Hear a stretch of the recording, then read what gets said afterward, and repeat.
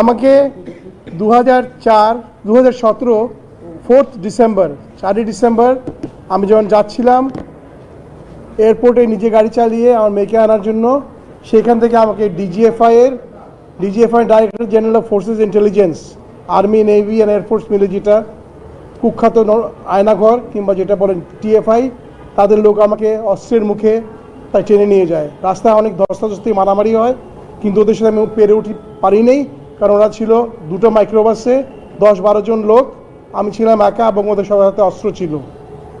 আমাকে ধরে গিয়ে 14 মাস রাখা হয় টর্চার সেলে।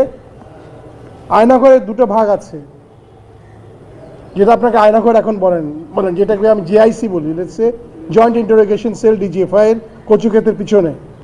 আপনারা বাই দিস টাইম সবাই জানেন, এবং আমার দুর্ভাগ্য যে আমি দেখতে পাইনি, কিন্তু যেটা আমি দেখেছি টিভিতে, যে তার বোধহয় 40 ভাগ তার ডিস্ট্রয় করে দিয়েছে।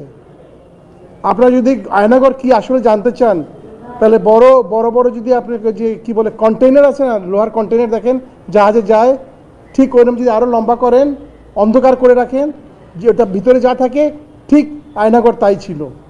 এখন যেটা আপনি দেখছেন সেটা ছিল না, যে অনেক অনেক অনেক জঘন্য ছিল।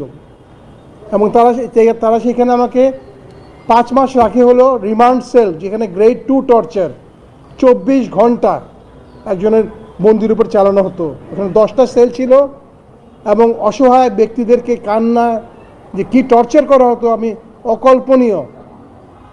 আমার সবচেয়ে খারাপ লাগে, সবচেয়ে অবাক লাগে যে আমি সেনাবাহিনীতে যখন ছিলাম ক্যাপ্টেন হিসেবে চাকরি, আমি অবসর করি, মানে আমাদের শহীদ প্রেসিডেন্ট জিয়াউর রহমান ওনাকে সেনেট করার পর আমি চাকরি ছেড়ে দিই।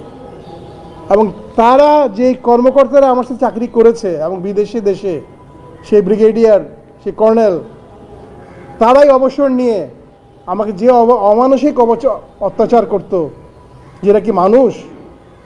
এটা কি মানুষ না? ট্রাইব্যুনালে কেন এসেছেন আপনি? আমি দায় করতে, অভিযোগ দিতে যে এদের যারা পারপিট্রেটর, যারা শেখ হাসিনা, জি আমি অভিযোগ দিয়েই আসছি। না, কার বিরুদ্ধে অভিযোগ দিয়েছি ওটা যদি আমাকে ট্রাইব্যুনাল বলতে, শেখ হাসিনা ছিল, তারেক জিয়া রহমান ছিল, তারেক সিদ্দিক ছিল, আর্মি চিফ ছিল, নাম যদি আমি জানি না, ট্রাইব্যুনাল যদি আমাকে বলতে বলবো, আমি সেটা যদি ট্রাইব্যুনাল আমাকে বলতে আমি সেটা বলবো।